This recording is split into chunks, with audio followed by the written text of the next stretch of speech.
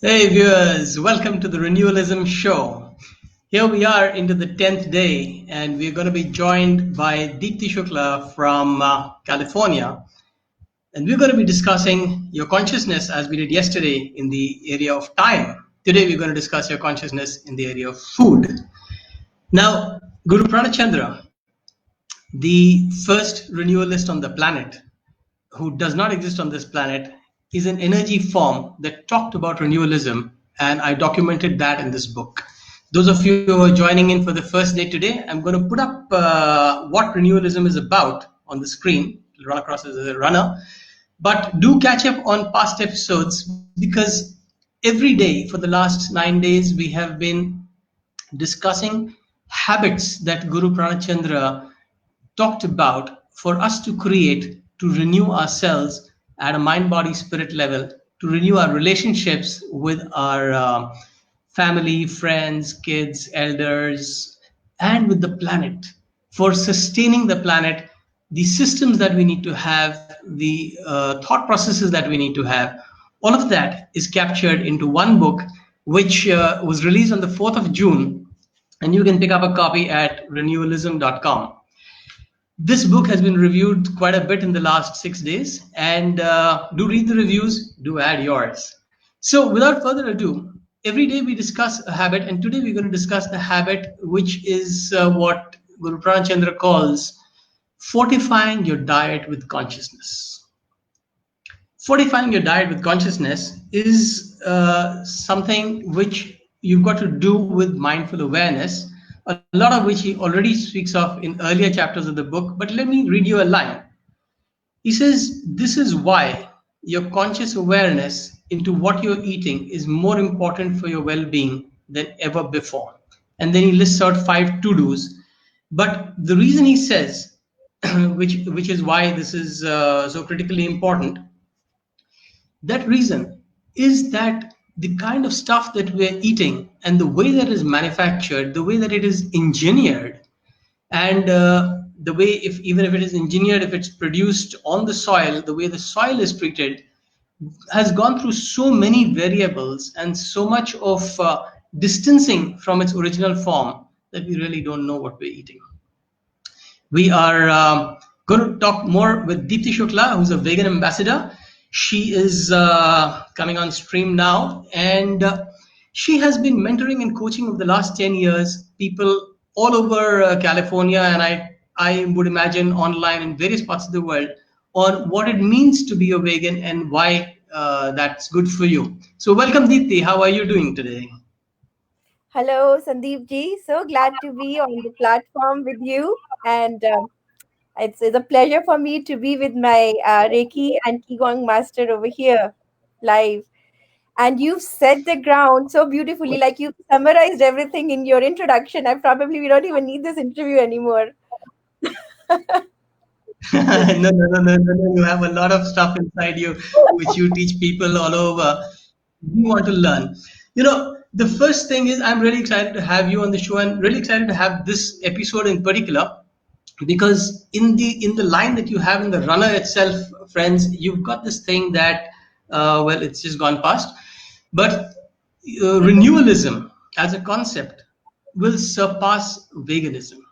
Now, when I said that the first time Deepthi saw it, she actually put a comment, and I would urge you to put comments even if you're seeing this video later, not live, because those comments we respond to. She put in a comment, "Why are you comparing it to veganism?" And I said that's because while veganism, and let me read out what is veganism for those of you who would be interested to know. Donald Watson coined the term vegan in 1944. It has taken more than 65 years for this term to really get popular, probably because the internet is more around now. And the Vegan Society in the UK, by 51, the society had defined its doctrine that man should live without exploiting animals. So that's what vegans do. We're saying as renewalists that we would renew the planet and save it from the potential annihilation which various things, including technology, are bringing to it. We've seen that happening. Corona could have been a technology. I'm not going to get into that. But this is actually a dress rehearsal for what could be happening in coming years or decades, but very, very soon, because we are set on a path of self destruction. We started with animals and we're very successful as vegans to stop the destruction of animals. Deepthi, over to you. I'd like to understand your journey for the last 10, 12 years that I understand. What does it really mean to be a vegan, and how does it work with your diet? Does it conflict with somebody who's on an Atkins diet or a keto diet or something like that, or does it complement, and so on and so forth? So very good, very valid question. But before that, you touched upon 2 points, and I would like to say, Gandhiji did not know the term. Those who know Mahatma Gandhi, they did not know the term vegan. It was not coined by that at that time.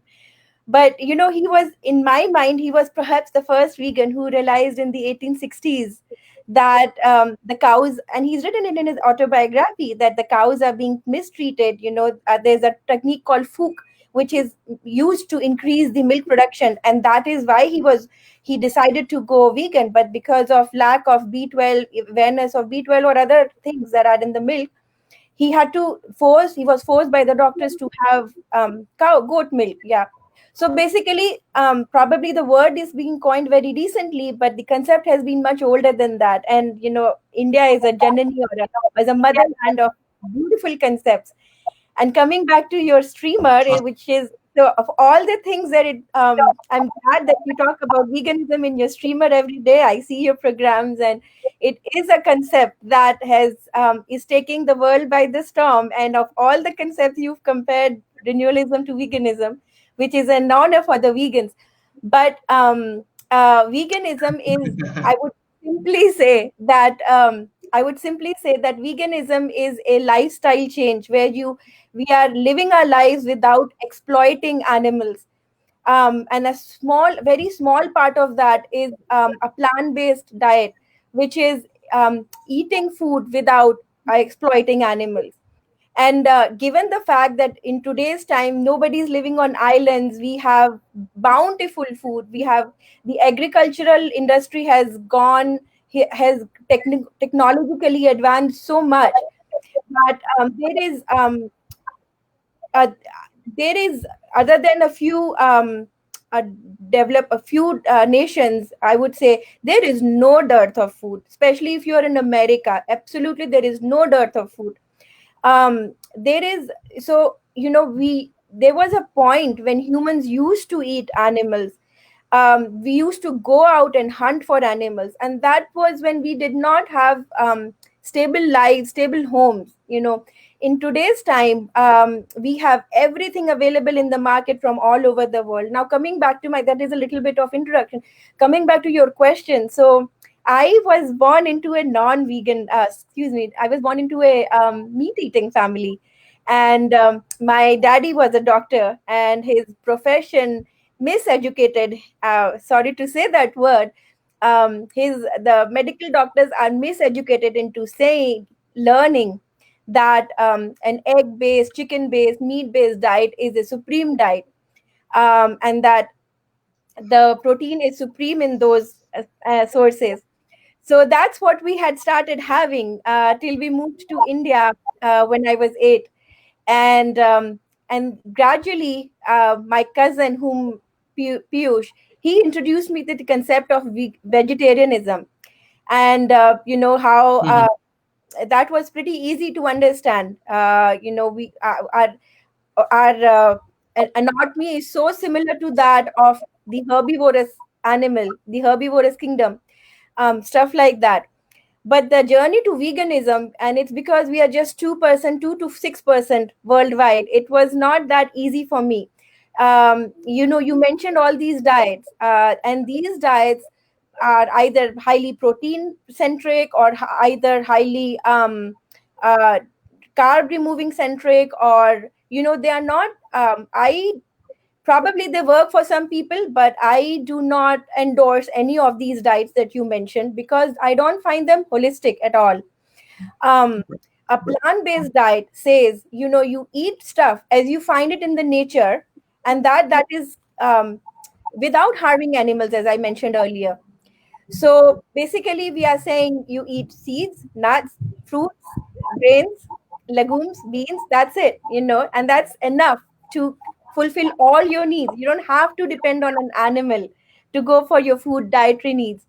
And so when I was reading that 10 years ago, I was pregnant with my daughter, and I was reading these things over the internet. And I realized that, there are people who are generation vegan since three generations, that this is possible, that this is feasible. And it's for, in some cases, it's much more economical as well.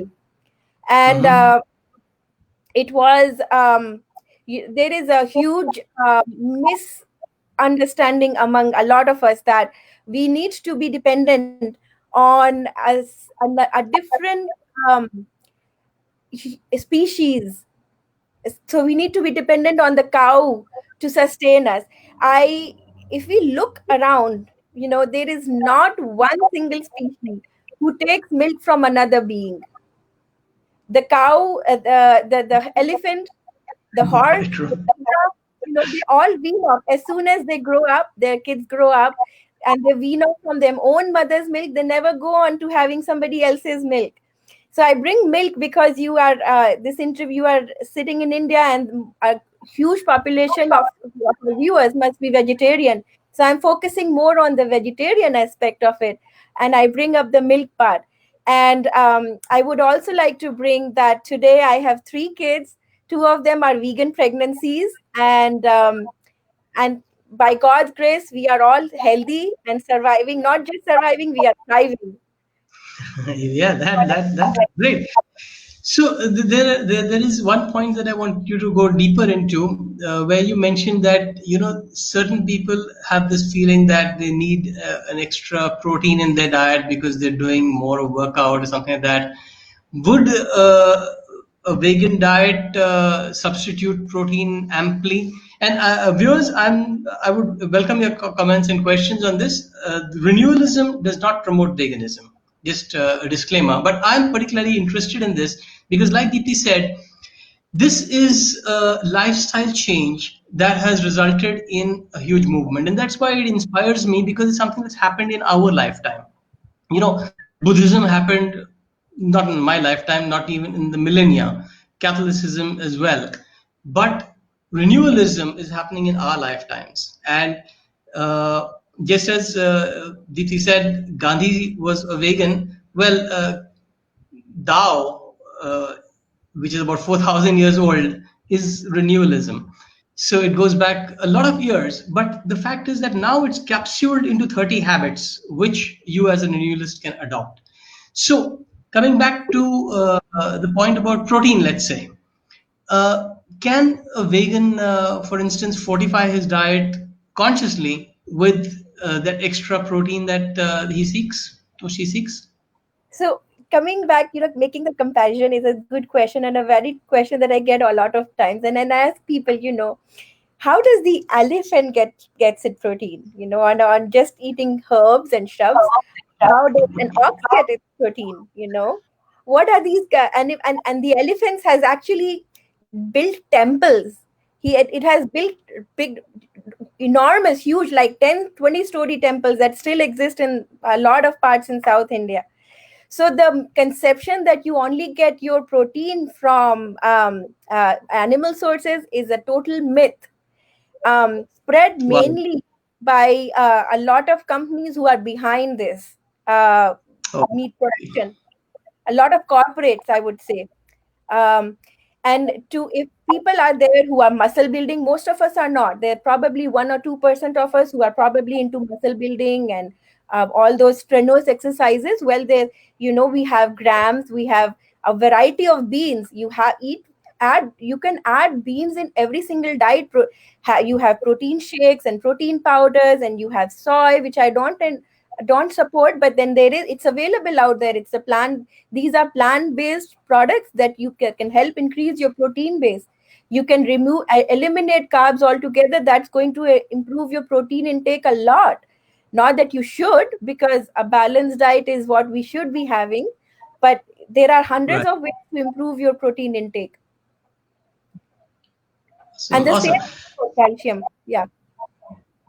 No, that's a very powerful analogy of the ox and the elephant, and it actually blows one's mind because that is the conditioning. Like you said in your dad's case, the conditioning of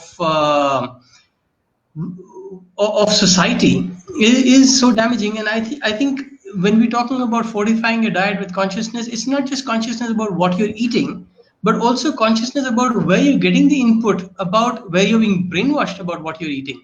Because True. there is a lot that's happening in our schools, in our medical and pharmaceutical lobbies, and a lot of that is addressed in under other habits of renewal. A lot of systemic renewal is required in the way we think, the way we are conditioned in schools, for example. But this is powerful. So let me then understand. Maybe you know this, or we could explore together. But why do you think, Deepthi, there is an increase in the people who need gluten-free stuff? And Pranachandra also has a mention of his reason for this, and I'll share that with you. But from your point of view, why is there more nut-free, gluten-free food coming about in the market, and why do people feel that they're allergic to this stuff? Very good point. And these are kind of related. So I can, being in US at this time, I can tell you from a US perspective, 70% of the antibiotics that our market produces, it's not for humans, it's for the animals. And because the animals are kept in such worst conditions, they are there. Suppose the cow is there in 4 by 6 feet cubes the whole day long. It is standing in its own dung. The chicken are stacked one on top of their cages, are stacked one on top of each other.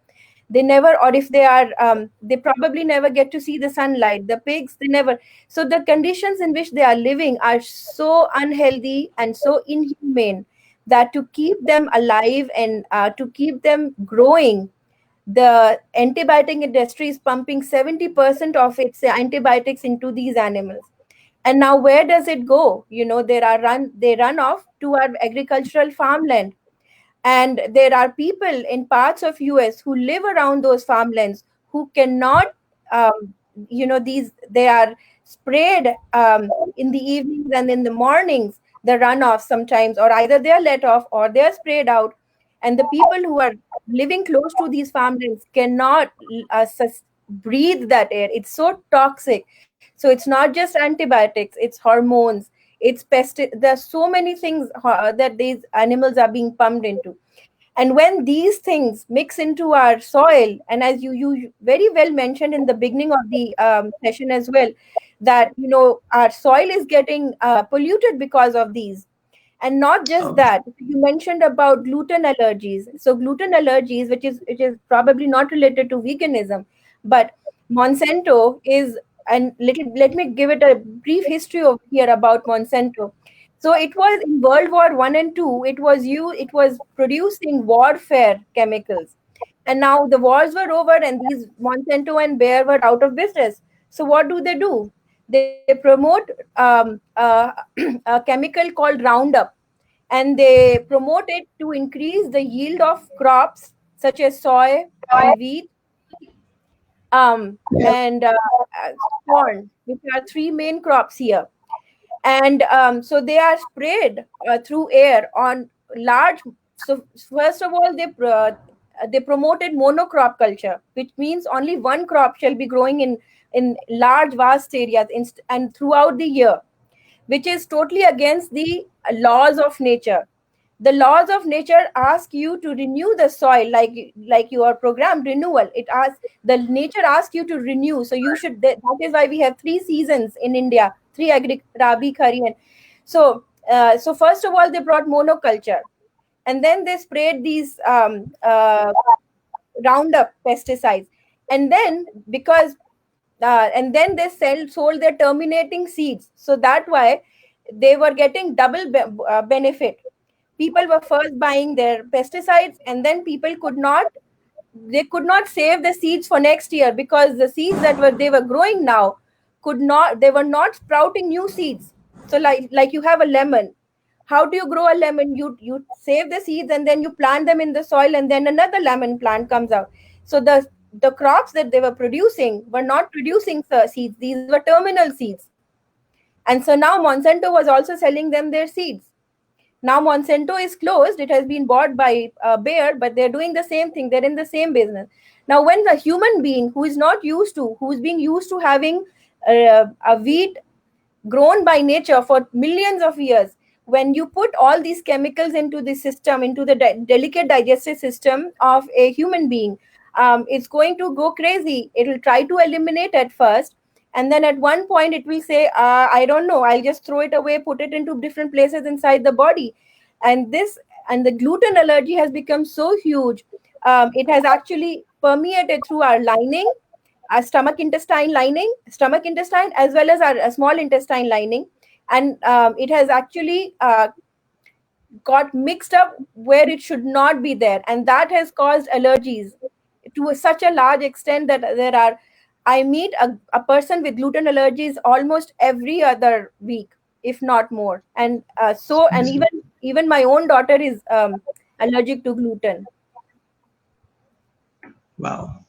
So that's shocking what you've been telling us, and we've got a couple of strong converts over here already. Naga Chinduluru and Kena Cordero. I put up their comments.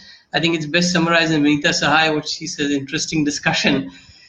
Really, I would urge you all to read the book at renewalism.com to know what is Guru Pranachandra's take on this, because yes, what you said goes really deep into the consciousness of marketing companies. That's what he also talks about. It's marketing gimmicks at the cost of human life, which is pathetic.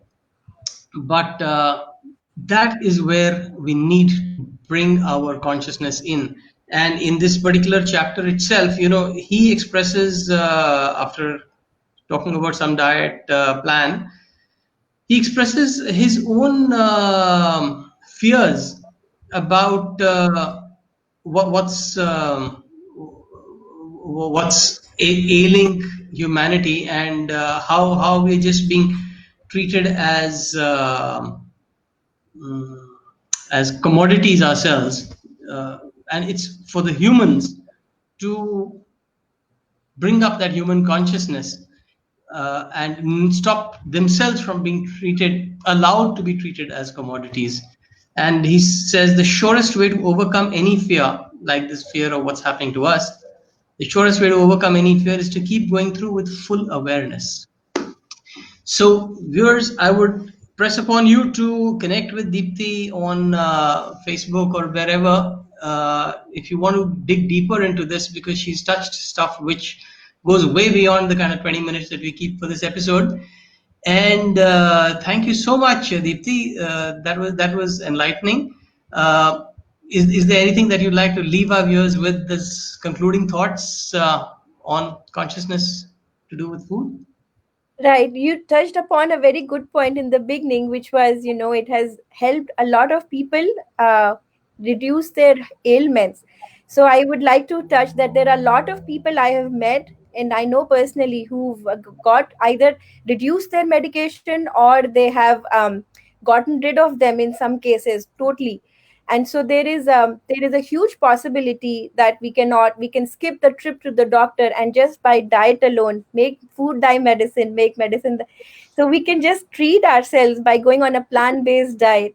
And if that is, we have, I keep saying, we live, most of us live it 60, 70, 80 years. Why not give it a shot for just 2 months? See for yourself what difference it can make. And there are plenty of resources on the internet, plenty. You go to any whatever social media you are following, if you're Facebook, Twitter, Reddit, whatever you are following, go there, Google the word vegan, plant based, find out the resources. There are books. There is, read the China study if you can. Read by there are dozens and dozens of doctors who have written a lot about it. um, re, we all, there there are books for the kids if you want to bring them with some awareness. There are movies, documentaries out there. There's Fork Over Knives, Food Inc., Food Matters, Fat Sicken, Nearly Dead, Game Changer. Go anywhere, go all over the media. There's tons of resources to help you become one. And I also run a group on Facebook called Deep Holistics. So find me over there, group deep.holistics. And if you have any questions on where to start, I would be glad to have you help you out. Awesome, awesome. So nice. So Deep Holistics with an X at the end, that's the place to go to. And also renewalism.com. So as we come to the end of the show today, on the thought of re-examining all your assumptions about the food you're having and getting more information from the so many sources that you talked about, start on that. We meet again tomorrow, 9 p.m., same page, with a discussion about how you declutter your space to get your body, mind, and spirit in order. Your space is what you are, it's what's all around you. And the clutter there really saps away from you. So we're going to have Sahil Mehta all the way from Dubai. And join in tomorrow. Meanwhile, we sign off for now. Thank you so much. Thank you, Deepthi. Thank you.